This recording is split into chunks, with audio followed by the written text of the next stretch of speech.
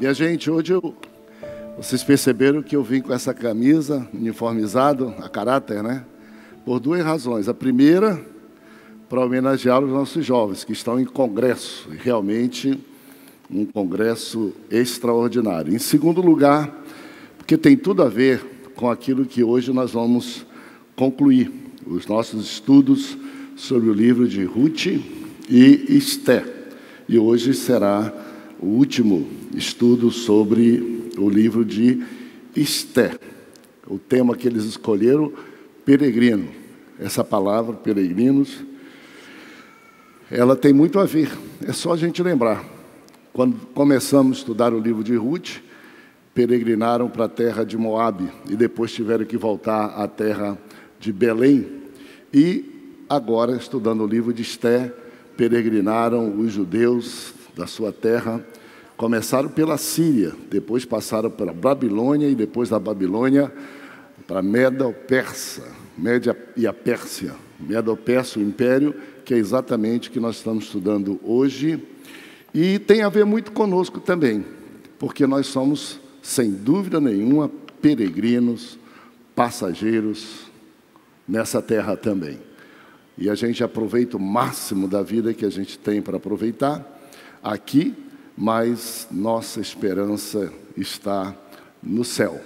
Aqui nós somos passageiros, peregrinos, forasteiros a caminho do céu. Vamos então abrir a Bíblia, Esté, capítulo de número 9, e hoje nós vamos dar o tchau ao livro de Esté. Até logo, né?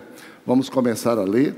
O que vamos também estudar é o verso de número 20 até o final do livro. E eu conto com a ajuda de vocês, cadenciada e forte, lendo alternadamente o texto comigo. Eu começo com o verso 20. Mordecai escreveu estas coisas e enviou cartas a todos os judeus que se achavam em todas as províncias do rei Assuero, aos de perto e aos de longe, ordenando-lhes que comemorassem o dia 14 do mês de Adar e o dia 15 do mesmo todos os anos. Eu vou ler o 22 e preparem-se para o 23. Como os dias em que os judeus tiveram sossego dos seus inimigos, e o mês que se lhes mudou de tristeza em alegria e de luto em festa, para que os fizessem dias de banquetes e de alegria, e de mandarem porções de banquetes uns aos outros e dádivas aos pobres. Assim os judeus aceitaram como costume o que naquele tempo haviam feito pela primeira vez, segundo Mordecai lhes prescrevera. Porque Amã, filho de Amedata, o Agagita, inimigo de todos os judeus, tinha intentado destruir os judeus e tinha lançado o pur, isto é, sortes para os assolar e destruir. Mas, tendo Esté ido perante o rei, ordenou ele por cartas que o seu mau intento, que assentara contra os judeus, recaísse contra a própria cabeça dele, pelo que invocaram a ele e a seus filhos. Por isso, aqueles dias chamam Purim, do nome Pur, daí, por causa de todas as palavras daquela carta, e do que testemunharam, e do que lhes havia sucedido, determinaram os judeus e tomaram sobre si, sobre a sua descendência e sobre todos os que chegassem a eles, que não se deixaria de comemorar estes 2 dias, segundo o que se escrevera deles e segundo o seu tempo marcado, todos os anos. E que esses dias seriam lembrados e comemorados geração após geração, por todas as famílias, em todas as províncias e em todas as cidades, e que esses dias de Purim jamais caducariam entre os judeus, e que a memória deles jamais se extinguiria entre os seus descendentes. Então a rainha Esté, filha de Abiail, e o judeu Mordecai escreveram com toda a autoridade, segunda vez, para confirmar a carta de Purim. Expediram cartas a todos os judeus, aos 127 províncias do reino de Assuero, com palavras amigáveis e sinceras. E o mandato de Esté estabeleceu estas particularidades de Purim e se escreveu no livro. 10. Vamos lá, pode começar. Depois disso, o rei Assuero impôs tributo sobre a terra e sobre as terras do mar. Quanto aos mais atos de seu poder e do seu valor, e ao relatório completo da grandeza de Mordecai, a quem o rei exaltou, porventura não estão escritos nos livros da história dos reis da Média e da Pérsia? Pois o judeu Mordecai foi o segundo depois do rei Assuero, e grande para com os judeus, e estimado pela multidão de seus irmãos, tendo procurado o bem-estar do seu povo e trabalhado pela prosperidade de todo o povo da sua raça. O título da nossa lição é qual? Festa do Purim e a grandeza de Mordecai. Esté 9:10. O texto áureo é qual? Por isso aqueles dias chamam Purim do nome Pur. Daí por causa de todas as palavras daquela carta e do que testemunharam e do que lhes havia sucedido. Perfeito. Você pode também, se quiser, abrir sua revista, que está aí para aqueles que estão mais longe, que não conseguem ler. Depois nós vamos ver se a gente consegue ampliar mais para você conseguir ler com a gente. Se não, pode abrir o seu manualzinho aí que está aí. Ou ler na Bíblia, Esté 9:26, tá ok? Quando a gente sair daqui, vamos levar várias lições. Isso depende do Espírito Santo, da necessidade de cada um de nós, da fome que cada um de nós tem pela sua palavra. Entre essas lições práticas e verdade prática, há uma que nós estamos sugerindo. Vamos ler juntos. Verdade prática. É justo celebrar com entusiasmo os livramentos proporcionados Por Deus, por meio de sua providência constante. É justo, é legítimo, é bom, é necessário. E aqui nós temos o nosso estudo de parte do capítulo 9 e todo o capítulo 10, que é um capítulo bem pequeno. Vamos então estudar dizendo a origem da festa do Purim, a festa do Purim até hoje e a grandeza de Mordecai. São essas as lições com que nós terminaremos esse estudo extraordinário. Lembrando a todos vocês que é muito bom a gente pensar por onde nós passamos. Nós estudamos 2 livros da Bíblia. Nós estudamos os únicos 2 livros da Bíblia cujo título é o nome de mulher. Nós estudamos 2 livros da Bíblia que se distanciam um do outro em torno de quase 800 a 1000 anos, então épocas diferentes. Nós estudamos 2 livros da Bíblia, cujo um deles, que é Esté, não existe nenhuma vez o nome expresso de Deus. Nós estudamos 2 livros da Bíblia com o nome de mulheres, e esses 2 livros da Bíblia têm histórias muito parecidas que realçam a providência de Deus na história do mundo a favor de seu povo. Em Ruth, nós temos uma gentia estranha, adversária de Israel, que o Senhor traz para Israel, e inclui na história de Jesus, na genealogia de Jesus, e faz com que ela, uma estrangeira, portanto, abjeta, pagã, gentia, desprezada, case-se com um dos homens mais nobres de Israel, coisa que era proibida pela legislação material das famílias de Israel. E ela passa a ser a mãe de um avô de Davi, o rei de Israel. Portanto, uma gentia vem de longe, é incluída na história. Em Esté é diferente. Uma judia órfã, levada cativa e exilada para o império, bolando por aí, e lá no império da Medo-Persa, muito distante, ela judia, por um plano e por um projeto divino que quebra paradigmas, mas que prova que a salvação, que o Evangelho, que a fé é para todos e não exclusivamente de um povo, como os judeus queriam que fosse, nem de nós. Quando surgimos, a Assembleia de Deus achava que era só para a gente, não era para todo mundo. A gente aprende que não era assim, porque Esther foi, e ela passou a ser rainha daquele império medo-persa, portanto, um império pagão.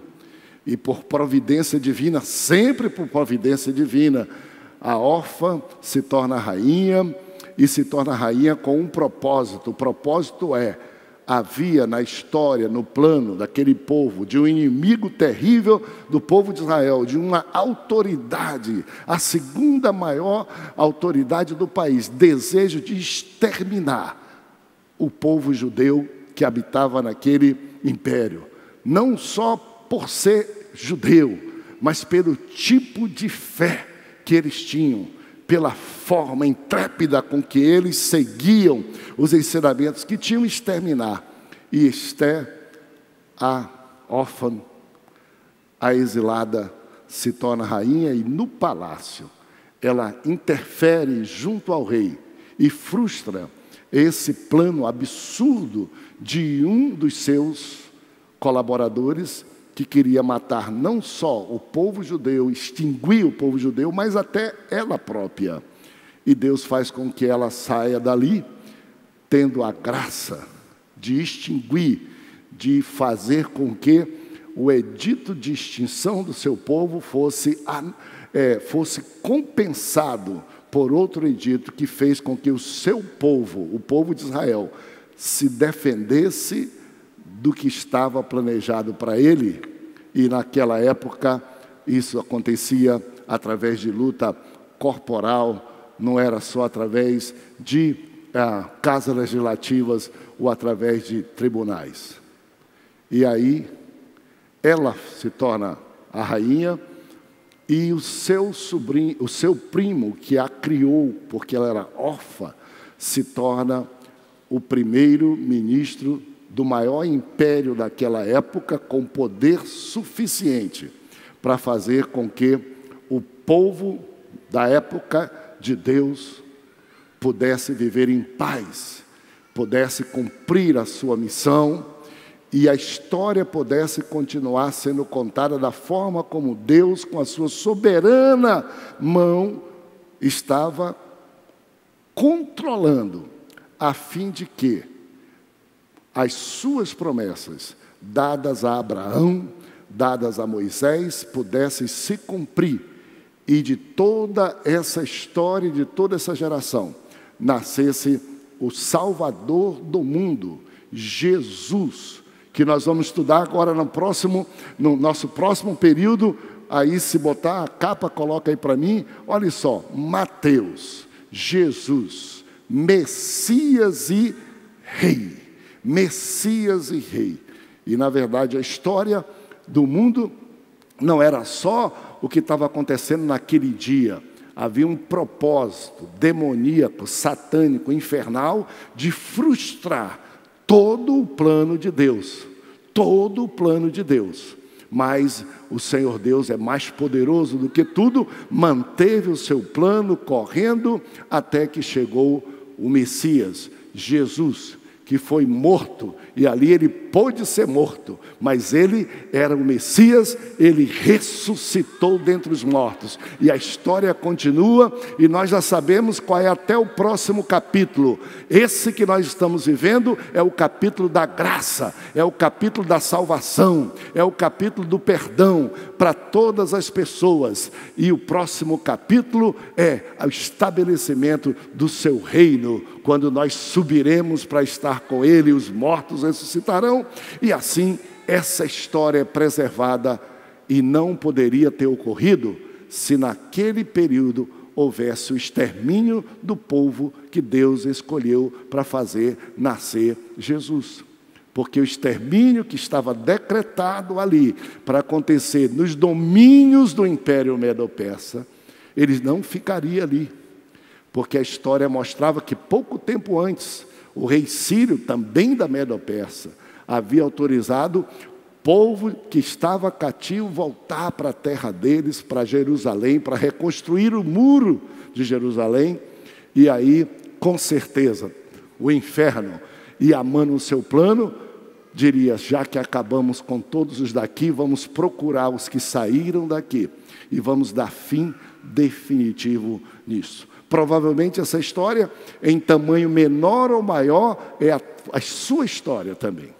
Olha aqui, peregrino, Ruth foi, Esté era, nós somos. A sua história de perseguição, de peregrinação, de alguém fazer planos contra você e odiá-lo a ponto de dizer assim que quer ver morto sua fé e o seu Deus. Mas não se preocupe não, continue a história, porque Deus vai fazer você chegar ao céu e vai fazer com que a história se mude em favor de você e em favor da sua família. Essa é a grande lição que nós temos nesses livros todos. Só falta um pedacinho. Vamos então à origem da festa do Purim. Quem leu o verso 21, por favor? Ordenando-lhes que comemorassem o dia 14 do mês de Adar e o dia 15 do mesmo todos os anos. 14 e 15 do mês de Adar. Isso aqui está acontecendo, minha gente, 400 anos antes de Cristo, em média. Está acontecendo há 2.400 anos. Está acontecendo quase a 3.000 quilômetros de distância de Israel. Com o povo de Israel.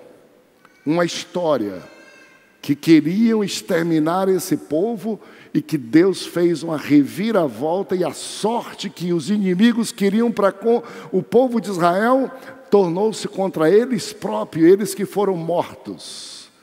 E esse acontecimento é um acontecimento significante. E Mordecai, achando que o era, ficou, de certo modo, pensando como não deixar que isso fosse esquecido na história do povo de Deus, na história de Israel. Como fazer com que não seja esquecido? E não seja esquecido para quê? Não seja esquecido para evitar-se que aconteça de novo. Não seja esquecido para que o povo de Deus que foi libertado não esquecesse de que foi Deus, porque eles não tinham condições de se defender. E quis que isso não fosse esquecido, por quê? Porque geralmente as futuras gerações e novas se esquecem das coisas que acontecem em gerações anteriores. E quando acontece de se esquecer, vão passar pelos mesmos problemas sem ter aprendido as lições necessárias para isso. Isso acontece em qualquer lugar. Há um ditado que é muito prático e verdadeiro, que diz assim, por exemplo, quando o avô começa um negócio, ou o pai começa um bom negócio, é dito como certo que os filhos mantêm e os netos acabam, encerram. Essa é a história mais prática que existe. Uma geração começa ou vive alguma coisa, quando muito a futura geração mantém um pouco daquilo, mas sem o sentido, e a terceira geração acaba, anula e esquece. Por isso que a Bíblia diz, ensina a criança no caminho que deve andar, para que quando ela ficar idosa, não se esqueça. Por isso que a Bíblia diz assim, o que de minha parte ouviste, ensina a outros, para que eles ensinem a outros e passem para frente, para as futuras gerações, as coisas boas que existam. Mordecai estava então querendo que todas as gerações futuras e todos aqueles judeus que viveram fora, que não viveram aquele momento, tivessem conhecimento. E o discernimento, que nós podemos dizer que Deus deu para ele, ou que veio dele, mas Deus fez, foi, estabelece uma festa, uma celebração. E olha os termos que está escrito no verso 21. 20. Mordecai escreveu estas coisas e enviou cartas aos judeus em todo lugar, de perto e de longe, ordenando que comemorassem o dia 14 do mês de Adar, o dia 15 do mesmo, todos os anos. Todos os anos, sem esquecimento. Vale a pena ou não vale? Era para deixar de existir, era para ter sido mortos, era para ter passado vergonha, exterminados de um outro país, as famílias todas serem exterminadas, sem que tivesse poder e nem força própria. Deus fez uma reviravolta, e isso tudo foi resolvido. Além de ser resolvido, eles se tornaram importantes no reino. É algo importante ou não é algo importante? Vocês acham que é ou não? É ou não?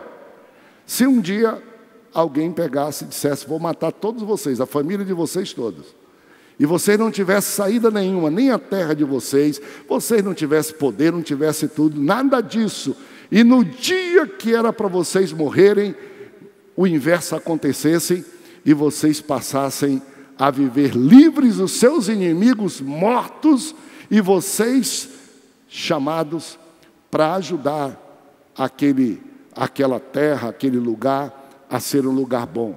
Isso seria interessante? Com toda certeza, sim. Então, Mordecai estabeleceu a forma de não se esquecer, e aí está a origem da festa com o nome de Purim. Bota para mim aquela questão dos calendários, do calendário judaico e da festa, só para vocês terem uma ideia pálida, tá? Os que gostam, estudem mais sobre isso, não é o meu caso. Olha aqui o calendário judaico. Ó. O calendário judaico é interessante, tem um ano religioso, que começa, no nosso caso aqui, começa no mês de abril, e o ano civil, que começa, olha só, o ano civil é o mês 7, porque o ano civil judaico começa em setembro. Agora há pouco teve o ano novo judaico. E está com uma semana não, sexta-feira agora começou, vou mostrar para você, a festa do Purim. Nós não somos judeus, não precisamos observar nada disso, estou dizendo para vocês só para ter uma relação pequena. Aliás, deixa eu perguntar aqui, existe alguém aqui entre nós que é um judeu cristão ou judeu? Geralmente há boa relação entre os judeus e os cristãos, de modo que os cristãos às vezes assistem, estudam. Nós estamos estudando aqui a história judaica, não é a história cristã, é judaica. E os judeus costumam vir à casa de Deus, ou os que se convertem são chamados judeus cristãos. Queria fazer uma pergunta, até em homenagem ao nosso público que gosta muito da Bíblia. Alguém aqui já participou de uma celebração do Purim? Porque é judeu, ou porque estava lá, ou porque na prática participou? Tem alguém? Se tiver alguém, levanta o seu braço, porque você pode dizer para a gente coisas acerca disso. Eu converso com alguns rabinos e procuro ser curioso em tudo, mas não participei. E estou ensinando, se tiver alguém que conheça de fato, mas sempre tem vez para você. Ok? Então, aqui, ó. Aqui é o calendário, tem o religioso, que começa, é tudo diferente do nosso, e tem o civil, que é diferente do religioso. A principal diferença é, nosso calendário é um calendário solar, e o judeu é calendário lunar. Então, há desencontro de datas e desencontro de meses que fecham. Geralmente, o mês judaico fica pegando 2 meses do nosso calendário. Ele é variável, é por isso que você não sabe. Se eu perguntar para você, quando vai ser a Páscoa, você não sabe dizer. Não é no mês de abril, dia fixo, nós não sabemos. Depende do calendário lá judaico. Legal? Só para você ter uma ideia, então. E olha aqui, os dias especiais, ó. Páscoa, que é festejado no mês de abril, no primeiro mês. Pentecostes, que é festejado 2 meses depois. Ok? A destruição do templo, eles celebram quando o templo foi destruído, eles não esquecem, era o símbolo mais importante deles. Olha, o ano novo E o dia da expiação, geralmente setembro, entre setembro e outubro, acabou de acontecer, celebram a dedicação, que foi a reconstrução do templo, mas que já foi destruído de novo. E olha aqui, Purim. E olha aqui, mês de Adar, Purim, entre fevereiro e março.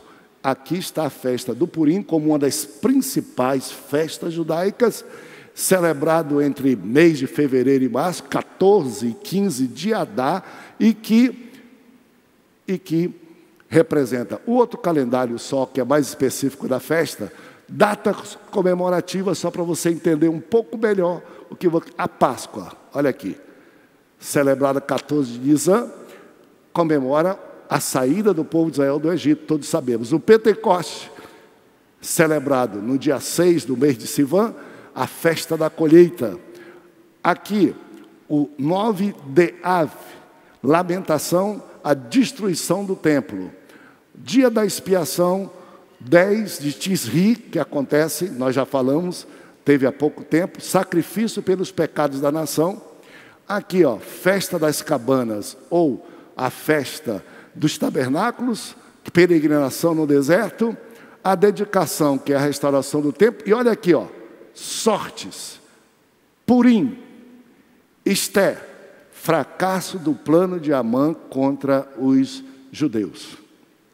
Mais ou menos são 7 festas, a cada 2 meses acontece uma festa. O judeu faz muita festa, e ele não faz festa por festa, ele faz festa para não esquecer o que Deus fez por ele. Festa para não deixar morrer as coisas que Deus fez por ele. Festa para poder aumentar a fé própria e colocar e transferir a fé para as futuras gerações. Que lição que a gente talvez mereça saber de tudo isso. Então, são 2 calendáriozinhos para vocês. Pode voltar ao nosso esboço final. Deu então para vocês terem ideia. E aqui está Purim, a festa como instituição oficial. Verso 23, leia para mim, por favor. 23, rápido. Assim, os judeus aceitaram como costume o que naquele tempo haviam feito pela primeira vez, segundo Mordecai lhes prescrevera. Olhem só o que diz o verso 23. Como é legal. A gente estudando não aprenderia lá fora. Na história, em nenhuma faculdade, nós procuraríamos desse assunto. Olha o que diz o verso 23. Assim os judeus aceitaram como costume o que naquele tempo haviam feito pela primeira vez, segundo Mordecai prescrevera. Nós estudamos a primeira festa. Claro, aconteceu o assunto, e Mordecai sugeriu, instituiu para os anos seguintes.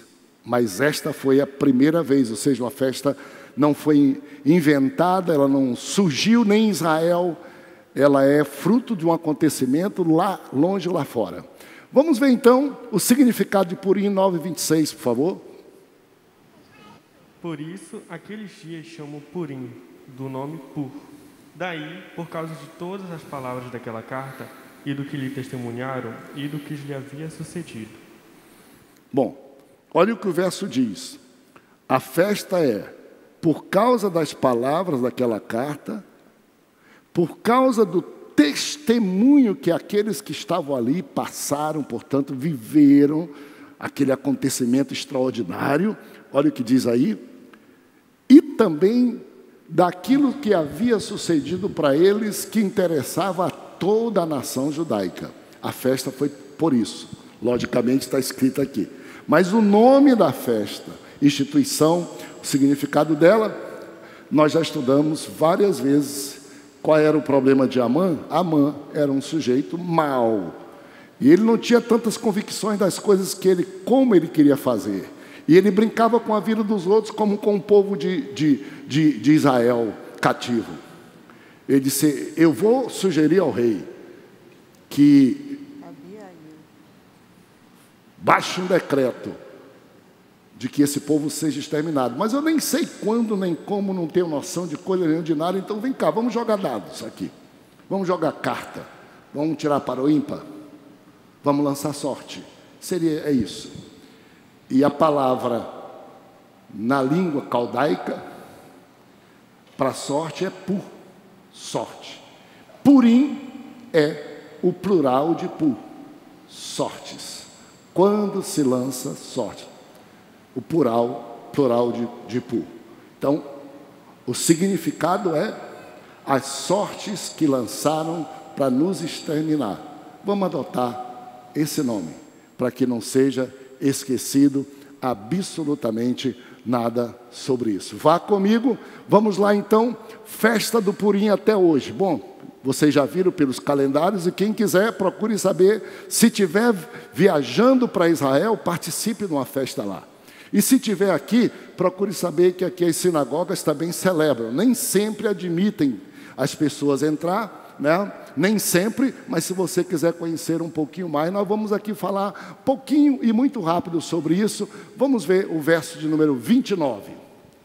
Então, a rainha Ester, filha de Abiail, e o judeu Mordecai escreveram, com toda a autoridade, segunda vez, para confirmar a carta de Purim. A festa do Purim até hoje. O povo de Israel que estava lá, exilado, obedeceu, claro, Mordecai já era o primeiro-ministro, eles tinham vivido o drama. O problema todo é, isso continuará aqui no Império?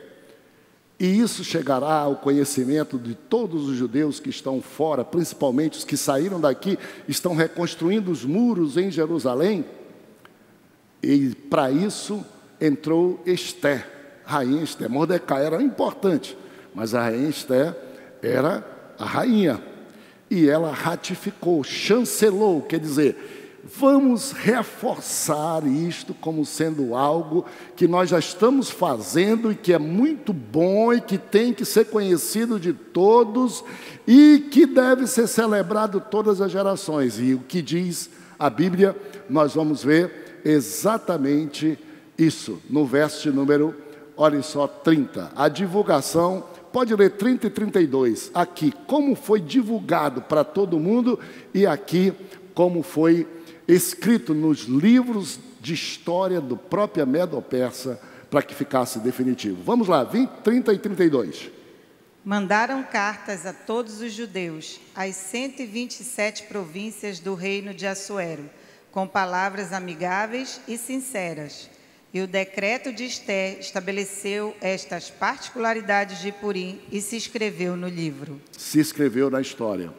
Então, Ester, a rainha, já tendo participado provavelmente da primeira festa do aniversário, ela reforçou, chancelou, ela percebeu que não estavam escritos nos livros da história daquele império, que eram os livros que relatavam a história do povo de Israel e a história de Mordecai.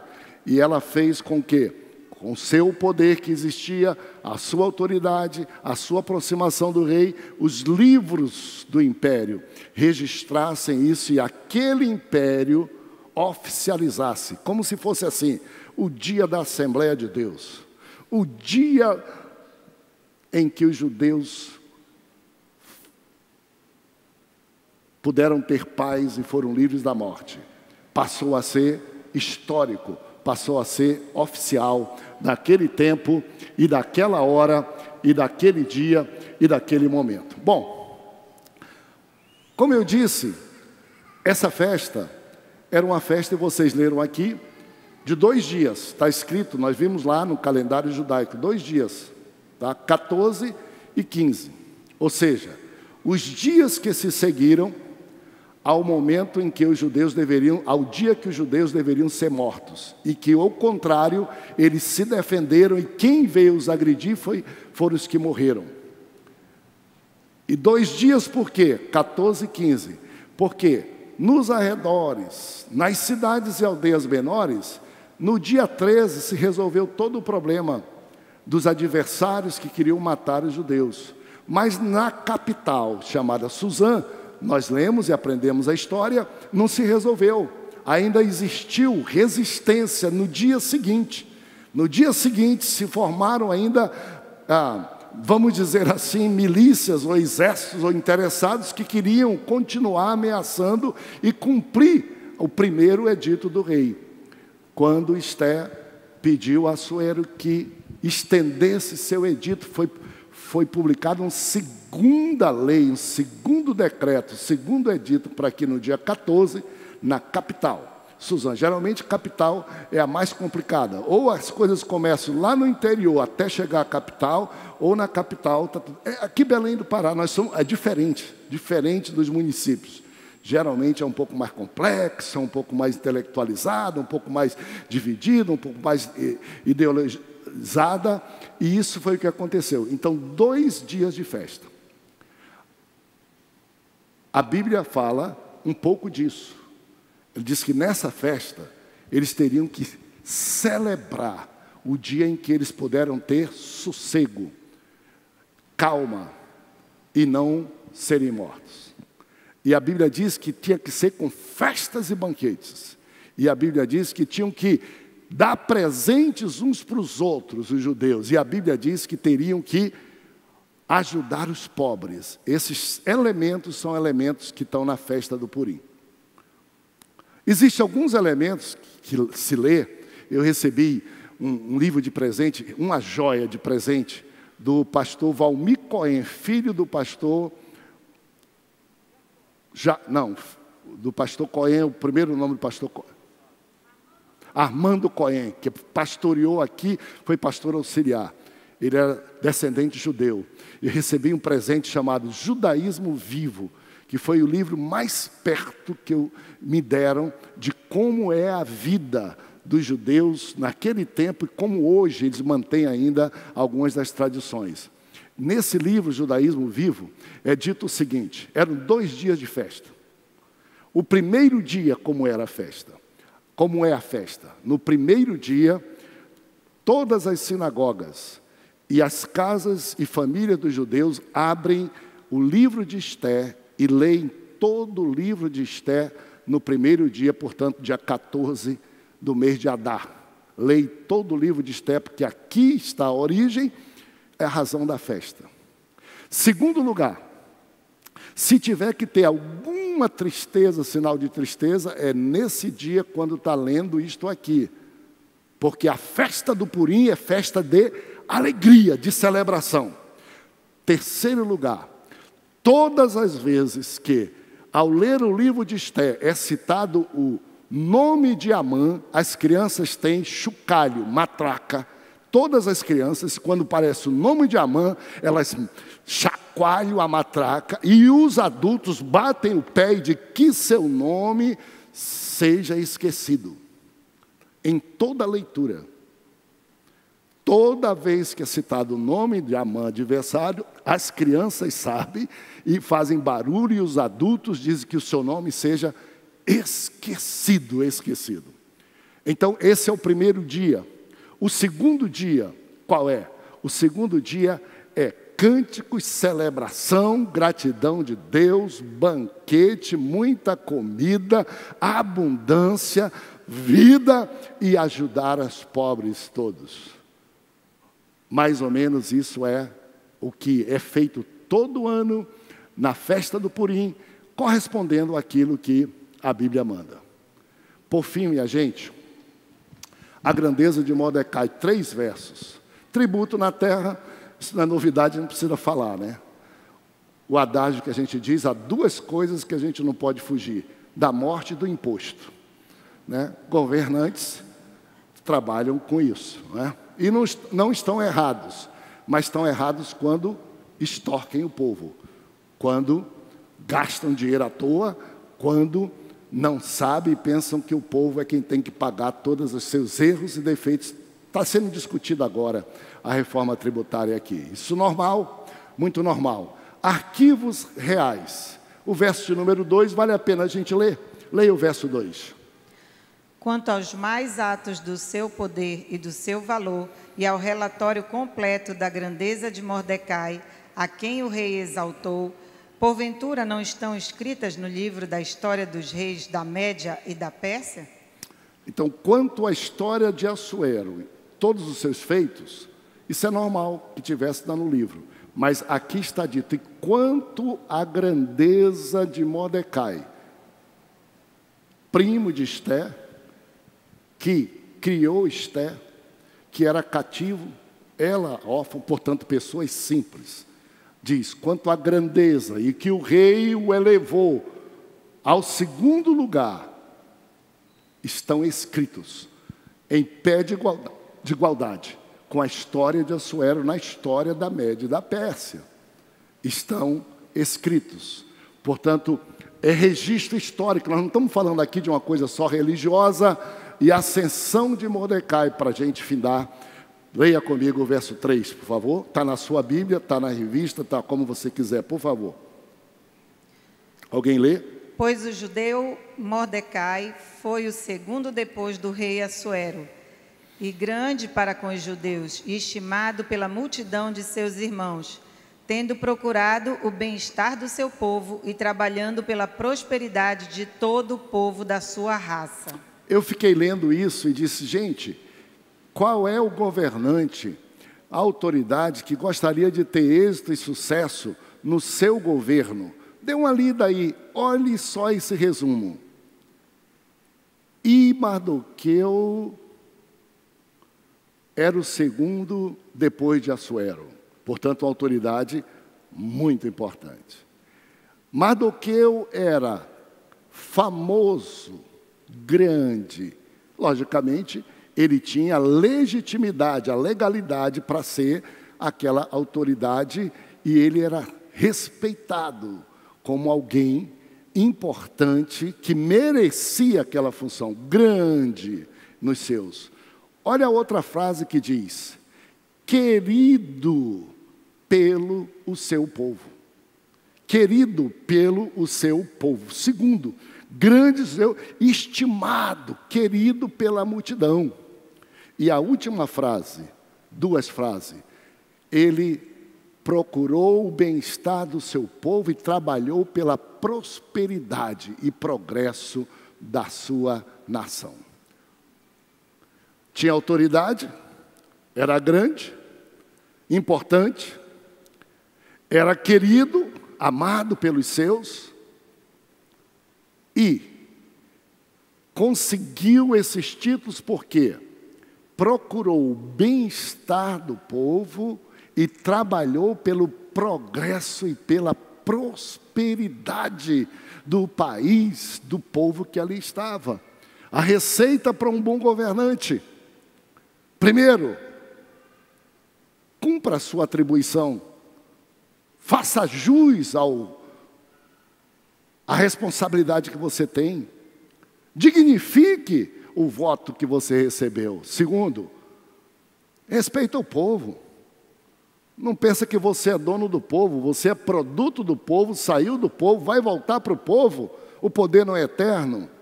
Procure ser querido do povo. Ainda quando pratica algumas decisões impopulares, o povo respeita quando sabe da sua intenção. Terceiro, não venha exercer autoridade para enriquecer, para roubar, para praticar aí corrupção, para pegar tudo que é do povo, porque o que existe no país é do povo, e colocar como seja seu. Não, não, não, não, não. Procure o bem-estar do povo.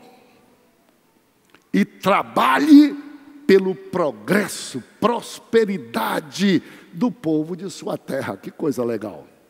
Eu termino dizendo para vocês que nós procuramos fazer algumas vezes. Eu queria lembrar a você, tá? Lembrar a você uma coisa. Se você tiver, por favor, coloca aí para mim o verso de número 28 só. Coloca o texto, se puder, do 28, que eu quero lembrar para você essa pequena pepita ao final. Verso 28. Olha o que diz. Quem tem Bíblia pode abrir. Se ele não conseguir aqui, a gente já lê. O verso 28. Olha o que diz o texto do verso 28 do capítulo 9. Diz assim: e que estes dias... Vamos ler comigo, vamos lá. Juntos. 1, 2, 3. E que estes dias seriam lembrados e comemorados geração após geração, vírgula. Vamos agora.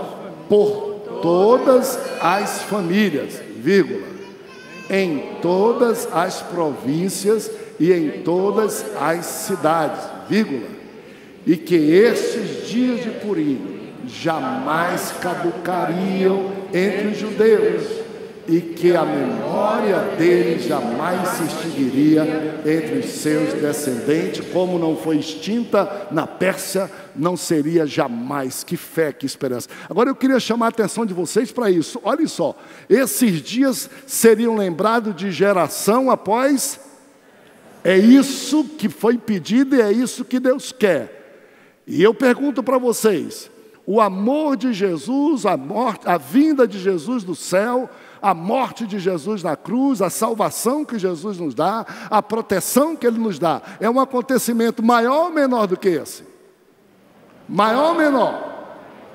E o que é que deve ser feito com ele?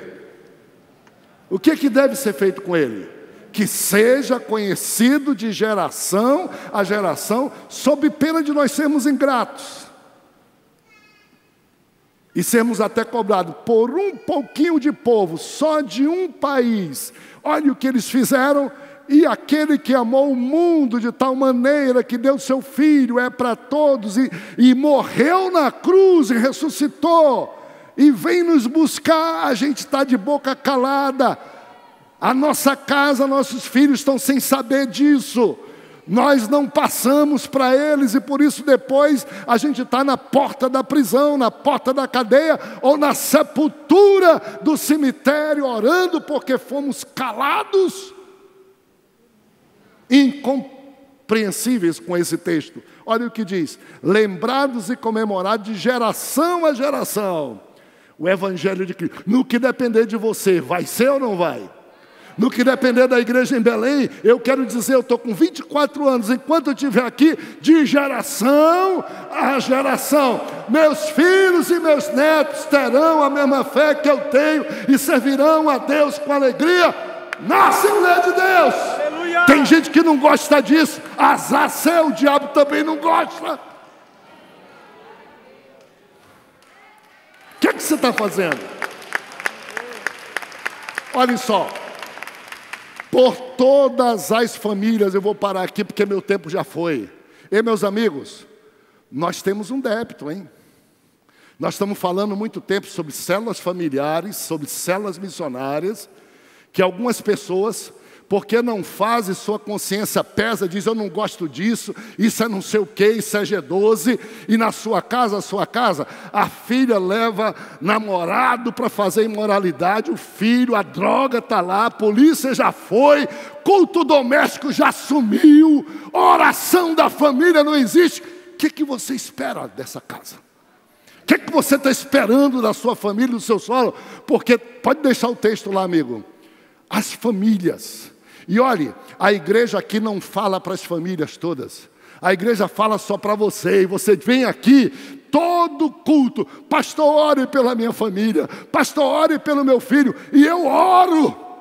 Mas assuma, levante-se, erga-se. Eu não estou lá. É você, papai. É você, mamãe. É você, filho. É você, filha. Erga-se e diga: aqui, nesse lugar, no que depende de mim, não será esquecida a história do amor, a história da salvação, a história da graça, a história da bênção. Não será esquecido jamais. Fique em pé comigo para a gente orar e terminar. Parabéns dos jovens. Ontem eu estive no Congresso dos Jovens. E lá eu fui muito abençoado com tudo que foi feito. Tudo que foi feito. Entre outras coisas, o que os jovens representaram sobre a fé, as tentações que existem, a força da fé que vence tudo isso. A palavra do pastor que disse que nós viemos do pó da terra, nós não somos nada. E é verdade. Mas Deus nos fez a sua imagem e semelhança. E eu lembro ele dizendo que Deus disse: haja luz e houve luz. Céu e houve céu. Separou entre céu e porção seca chamada terra. E ele pregou para a gente dizendo assim: o Senhor falou quando precisava falar. Mas depois ele mandou não falou para existir. E ele então estava dizendo, por exemplo, o Senhor criou a terra, o céu, e aí ele disse para a terra, terra, produza árvores. Mar, água, produza peixes. E disse ao homem e à mulher, homem e mulher, cresçam, frutifiquem, encham a terra. Quando precisou, o Senhor fala quando precisa fazer do nada, que ninguém consegue fazer. Mas uma vez feita alguma coisa, Ele diz, te vira, descobre, te reinventa. E Ele disse uma frase dizendo assim, gente, a terra, o pó da terra, a terra não tem ouvido, a terra não tem sensibilidade nenhuma, é a terra. E Deus falou para a terra e disse, produza. E olhe só essa mangueira, olhe só essas árvores, olhe só essa mata amazônica. A terra que é neutra faz e produz. Ele então disse, você, dentro de você, Deus está dizendo para você, descubra-se, desperte, veja o que tem dentro de você. Você é a imagem e semelhança de Deus. Você existe por um propósito. Sua família é um propósito. Descubra o seu valor. Bata no peito e diga, ouço a voz de Deus. Vou cumprir minha missão. Vou fazer o que Deus quer. Papais, mamães, se levantem pela família. Que nenhuma casa da Assembleia de Deus, ao som da graça do Evangelho, do amor de Deus, seja-lhes silenciado, como se mortos nós estivéssemos, mas que de geração em geração, os feitos de Deus sejam contemplados. Só lembrando você, todo primeiro domingo do mês nós temos a ceia aqui. Tem gente que nem liga. E a ceia é como se fosse uma merenda, um lanche. O acontecimento mais importante do mundo. O Senhor Jesus, com medo que você esquecesse, Ele disse assim, fazei isso todas as vezes em memória de mim. Porque todas as vezes que comer de pão e beber de cálice, anunciais, relembrais a morte do Senhor, até que eu venha. E na última ceia ele disse assim, olha, eu gostaria, mas esse privilégio é só de vocês. Continue, porque eu não vou poder mais estar aqui tomando do fruto da vide com vocês, mas eu já vou preparar, e eu vou preparar, e eu tomarei de novo com vocês no céu. Tem crente que nem está aí para a ceia, nem está aí, nem está aí. E nós fazemos algumas pequenas celebrações que tem gente que critica. Por exemplo, há uns bobos cristãos que criticam que a gente celebra o Natal. Diz que a gente não pode celebrar o Natal. Quem foi que disse? Se Jesus não tivesse nascido, ele existiria aqui? Ele poderia morrer? A Bíblia diz que o anticristo é que diz que Jesus não existe em carne. E nós sabemos que ele existe. E por isso nós celebramos. Aí diz, mas não é dia 25, azar! Mas nós celebramos, arranja outra data melhor e celebre o nascimento de Jesus, que foi um grande feito. Nós celebramos, por exemplo, a morte e ressurreição de Jesus. A gente chama Páscoa. Nós não celebramos a Páscoa, porque a nossa Páscoa é Jesus. É na semana da Páscoa que Jesus sofreu, foi julgado, crucificado e ressuscitou. Nós celebramos a morte e ressurreição de Jesus.